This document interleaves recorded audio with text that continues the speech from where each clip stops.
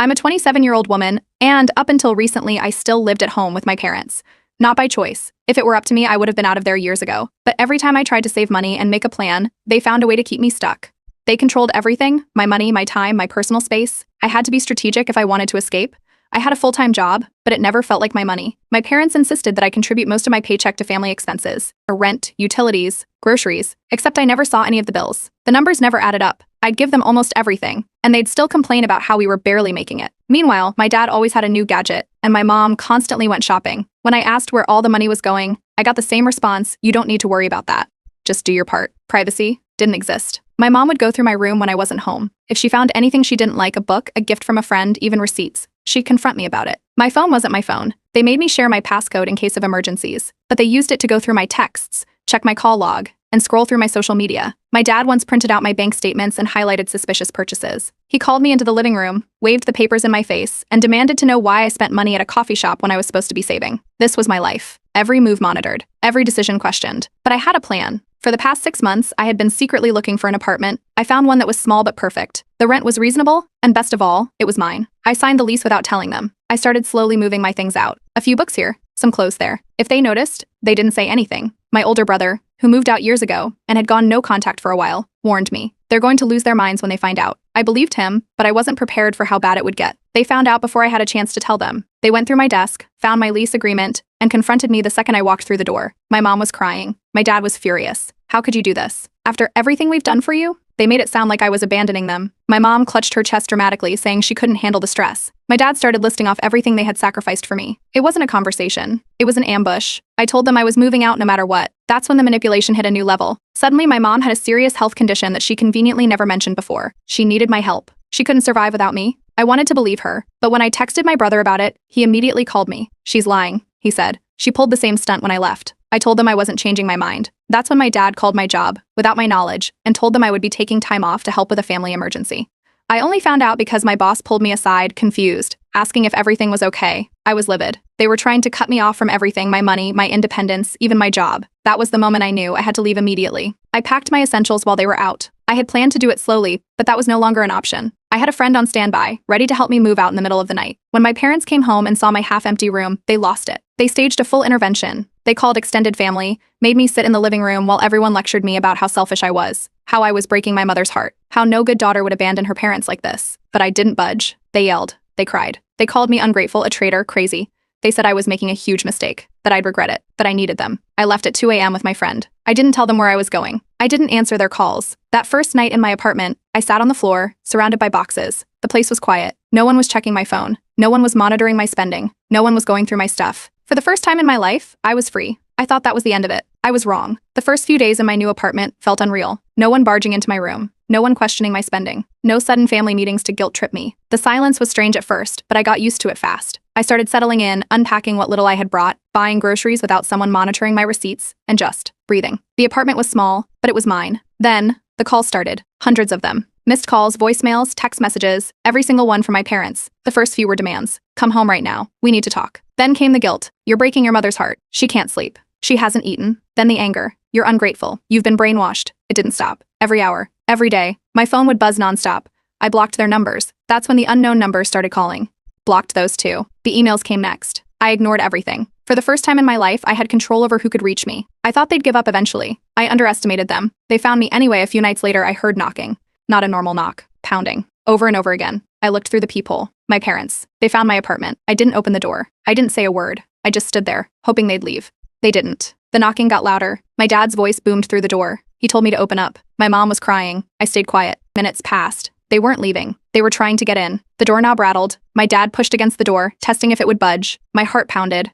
I had locked everything, but the way they were pushing, like they expected me to give in, sent a chill through me. Then came the screaming. My mom wailed like she was in pain. She said she was having a heart attack. She begged me to open up, just for a second, so she could sit down. My dad banged the door again. My mom sobbed that she needed help. I didn't buy it. She pulled this before. When my brother moved out. When she wanted me to stay home from work. When she needed to win an argument. Still, they wouldn't stop. After almost an hour of this, my neighbors came out. A few people peeked into the hallway, whispering to each other. I felt trapped. My own parents were causing a scene outside my home. I grabbed my phone and called the police. The police arrived. I stayed by the door, listening as my parents kept up the act. When the police finally arrived, I heard my mom's sobbing switch from dramatic to controlled. The second she saw the officers, she turned into a helpless, heartbroken mother. She told them she was just here because she was worried about me, that I had run away from home and cut off all contact. She painted herself as the victim. The officers knocked on my door. I took a deep breath and opened it. I explained everything. I was 27, I moved out on my own, and my parents were harassing me. I told them about the endless calls, the fake emergency, and how they had been banging on my door for nearly an hour. One of the officers turned to my parents and asked them to leave. My dad lost it. He yelled that I was being manipulated, that I wasn't thinking straight. My mom clutched her chest again, saying she just needed to see her daughter's face. The officers weren't having it. I was an adult. I was safe. I told them I didn't want my parents here, and that was enough. They were told to leave. They didn't go quietly. As they walked away, my dad shouted that I was a horrible daughter, that I was being controlled by someone. My mom sobbed that I had abandoned my family. I shut the door and locked it. The aftermath, my friends couldn't believe it when I told them what happened. They were horrified. One of them offered to stay over just in case. Another told me I needed to change my locks. That's when the Facebook posts started. My parents went public. They made a long, dramatic post about their ungrateful daughter who abandoned her sick mother and blocked her entire family. They painted me as heartless, reckless, and possibly brainwashed. The comments were flooded with support. From family members, from their friends, from people I barely even knew. My inbox exploded with messages. Aunts, uncles, cousins, even distant relatives I hadn't spoken to in years. Some demanded an explanation. Others told me I needed to apologize. A few just sent guilt-trippy paragraphs about family always sticking together. I ignored all of it. My brother was the only one who had my back. He told me this was exactly what happened when he left, that my parents were using the same playbook, that I did the right thing. I started doubting myself. I wondered if I had been too harsh, if I should have at least talked to them. But then I remembered the door shaking, the screaming, the manipulation. No, I made the right choice. But I knew this wasn't over. Not even close. I thought blocking their numbers and ignoring their Facebook meltdown would be enough to make them stop. I was wrong. It started small. I noticed I wasn't getting important mail bills, bank statements, even a new debit card I had ordered. At first, I thought it was just delays. Then I got an email notification about a credit card application I had never made. The address on the application? My parents' house? They were trying to open a credit card in my name. I immediately called the bank, reported it as fraud, and had them shut it down before anything went through. I froze my credit and put an alert on all my accounts. I thought that would be the end of it. Again, I underestimated them. A few days later, my boss called me into her office. She looked concerned. I had no idea why until she told me someone had emailed HR claiming I was mentally unstable, that I had run away from home and needed to be watched carefully. It was my dad. He had written a long, dramatic email warning them that I was in a bad mental state and that my family was worried for my safety. He even hinted that my employer should intervene. I sat there, staring at my boss, trying to process it. I had to explain everything, that my parents were controlling, that I had moved out to escape them, that this was another one of their desperate attempts to force me back. My boss listened, then nodded. She said HR was already skeptical because the email was weirdly aggressive, but she wanted to check with me before ignoring it. I was lucky. My job had my back. But the fact that my parents were now trying to sabotage my career, that changed everything. I called my parents. I knew they would deny it, but I wanted them to hear me say it. I knew what they were doing. The second my mom picked up, she started crying. My dad took over, acting offended that I was accusing them of such things. They had no idea what I was talking about. Maybe I was confused. Maybe someone else was trying to steal my identity.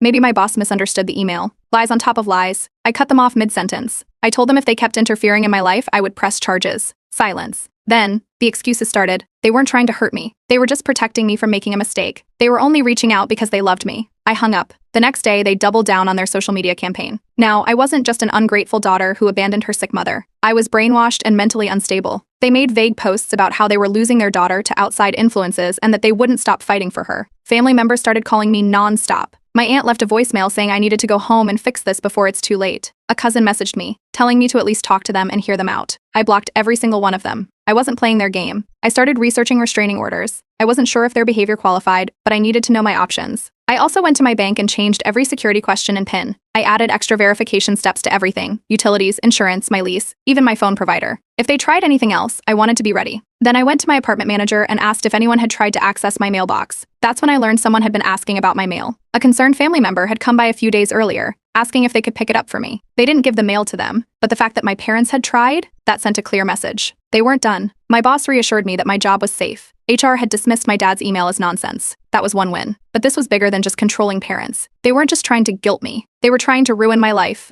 They were trying to trap me. And I had no idea what they were going to do next. I was finally starting to feel like I had control over my life. My job was safe, my apartment was secure, and I had locked down my finances. I knew my parents wouldn't stop trying to get to me, but I had taken every precaution to cut them off. Then they showed up at my job. It was a normal workday. I was at my desk when a Slack notification popped up from the front desk receptionist. "Your parents are here asking for you." I stared at the message. I had never told them where I worked. There was no way they could have known unless someone told them, or unless they found out on their own. Another message popped up. Should I let them up? They say it's urgent. I felt a rush of panic. I typed back quickly. No, I'm coming down.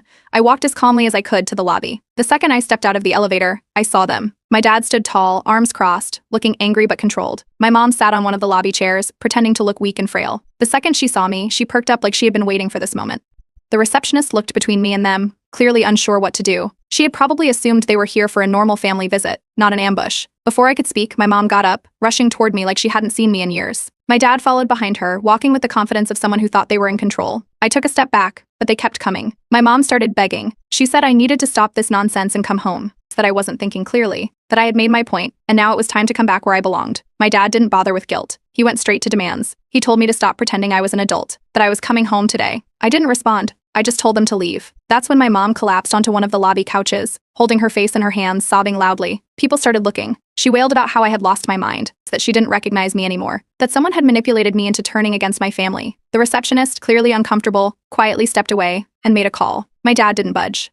He kept pushing, saying they were just concerned parents trying to help their daughter, that I was making a huge mistake. Then security arrived. 2 uniformed security guards approached, glancing between me and my parents. One of them asked what was going on. My mom shot up from the couch, switching from grief to outrage in seconds. She told them they were just worried parents who had come to take their daughter home where she belonged. My dad demanded that they escort me out of the building and send me home with them immediately. The guards turned to me, waiting for my response. I told them the truth, that I was 27, that my parents had been harassing me since I moved out, that I had already called the police on them once. The security guards nodded and turned back to my parents, telling them they needed to leave. They didn't listen. My mom started crying again, saying she just needed 5 minutes alone with me. My dad refused to move, insisting they had a right to be here. That's when my boss stepped out of the elevator. She took one look at the situation, my parents refusing to leave, my mom crying on a couch, security standing between us, and then turned to me. She asked, loud enough for everyone to hear, "Do you want me to call the cops?" My dad finally snapped. His entire calm act disappeared in an instant. He pointed straight at me, his face red with anger, and shouted, "You're nothing without us." The entire lobby went silent. The security guard stepped in immediately, grabbing his arm and moving him toward the door. My mom, still sobbing, ran after him, pleading for one more chance to talk to me. The last thing I heard before the doors shut behind them was my dad yelling that I was throwing my life away.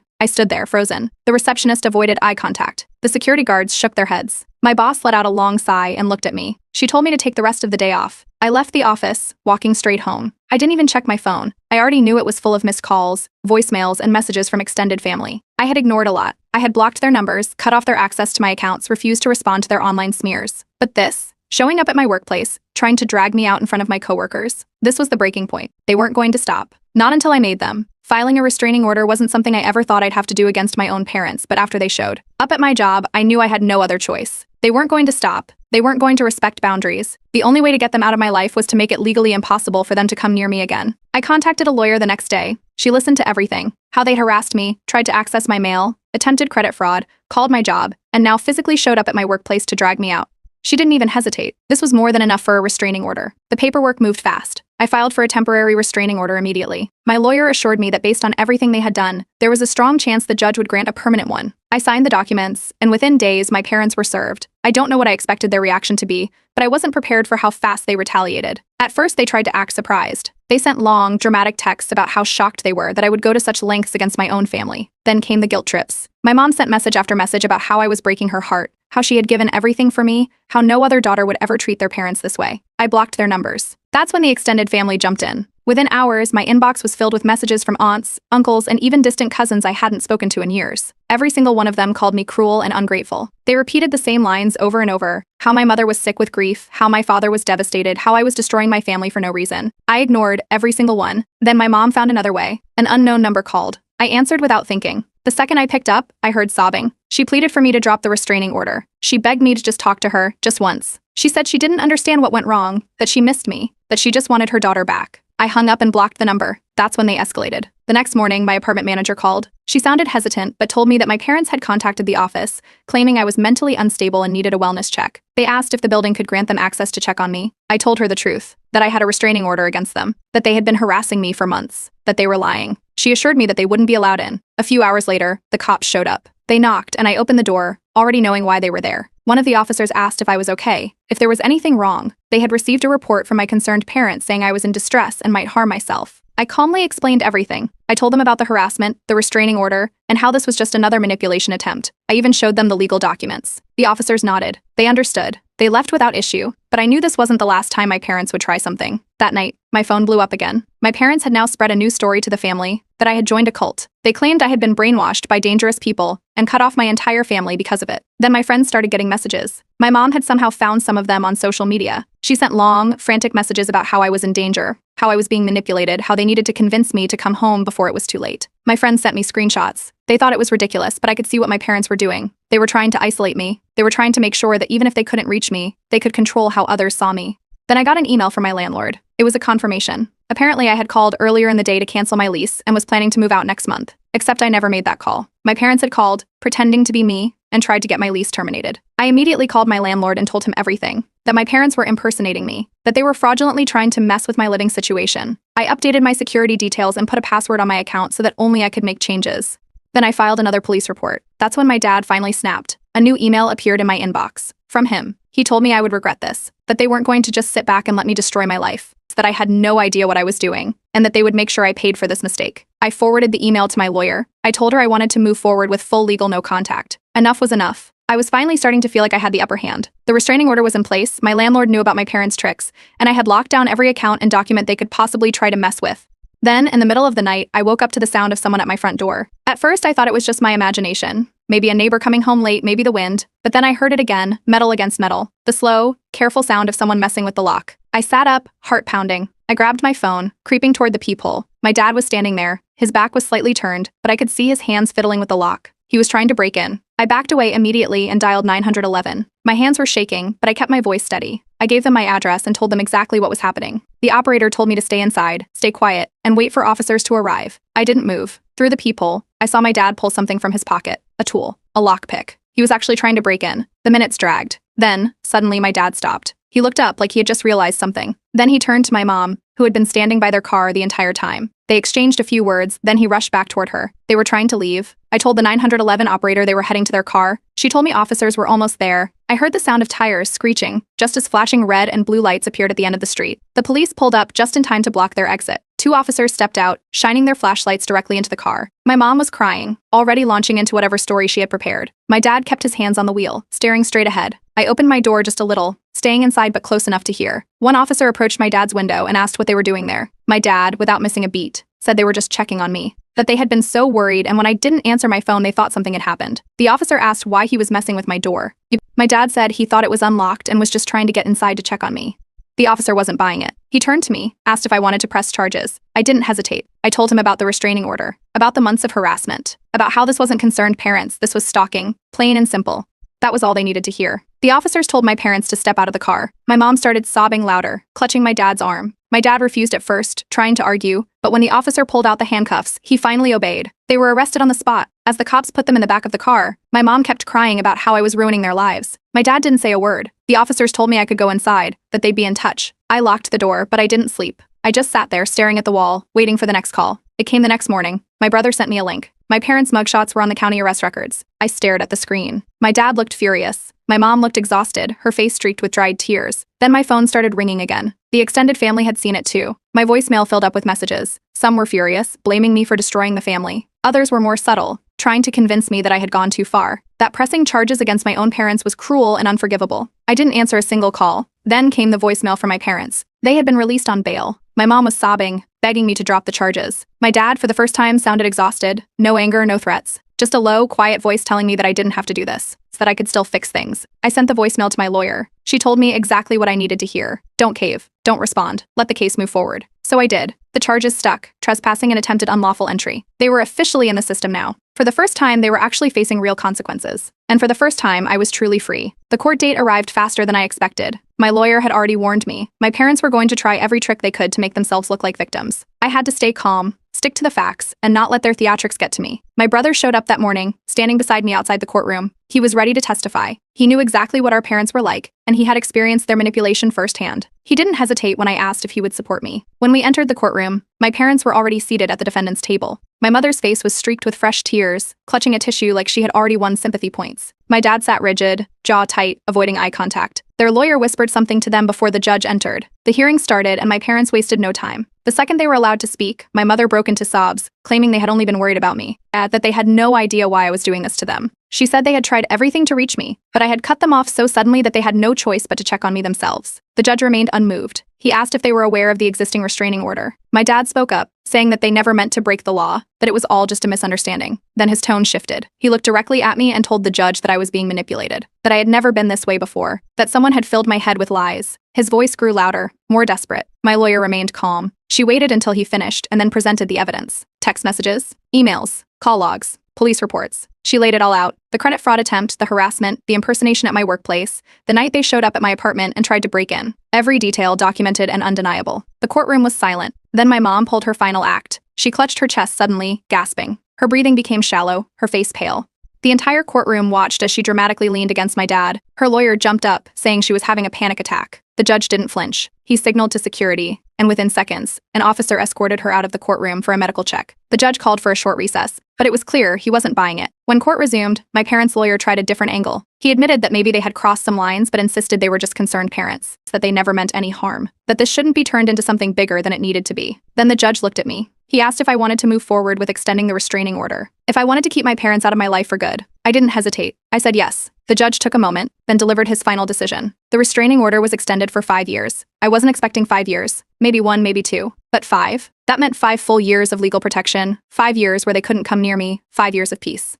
My parents sat frozen. My dad's hands clenched into fists. My mom, back in the courtroom now, looked completely drained, as if she had just realized she lost. As we got up to leave, my dad turned to me. He leaned in just enough for me to hear and whispered, "You'll regret this." My mom, eyes red and swollen, tried one last time. She reached out, voice shaking, and said, "You don't have a mother anymore." I didn't stop walking. I stepped out of that courtroom and into the hallway, feeling lighter than I had in years. It was over. For now, moving to another state was the final step. After everything, years of control, harassment, court battles, restraining orders, I needed to disappear completely. I packed up, left my apartment behind, and started over. No forwarding address, no goodbyes, no social media updates, just a clean break. My brother was the only one who knew where I was. He promised not to tell anyone. He was done with them too. The new city felt like freedom. I got a new job, better pay, better hours, and most importantly, no ties to my past.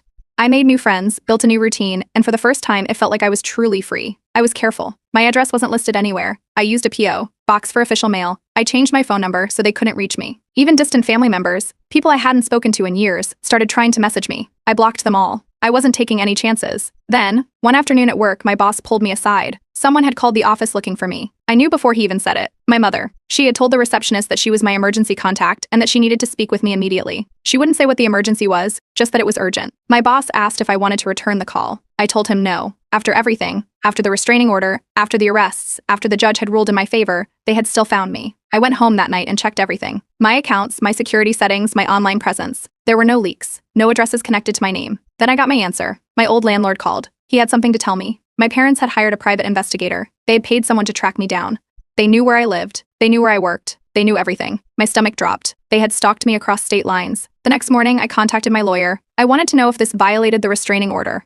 He said it was a gray area. Technically, hiring a private investigator wasn't illegal, but using that information to contact me was. My boss backed me up completely. He told the receptionist that anyone claiming to be my family should be shut down immediately. No calls, no messages, nothing. Then I got the final call. Unknown number. I answered. My mother was sobbing. She asked me why I hated them, why I was doing this, how I could throw away my own family. She begged me to come back. She said they just wanted to talk, that they had forgiven me. I hung up. Then I blocked the number. It wasn't over. Not after the restraining order. Not after the arrests. Not after moving to a different state. As long as they knew my legal name, they could always find me. That was the last connection. The last thread tying me to them. So I cut it. I met with my lawyer and told him I wanted to change my name. Not just a casual name change, a full legal identity change with sealed records. He didn't even blink. He had seen enough of my case to know why I was doing this. The process wasn't simple. It took weeks of paperwork, court filings, and legal approvals. My lawyer guided me through every step, making sure that once it was done, there would be no loopholes.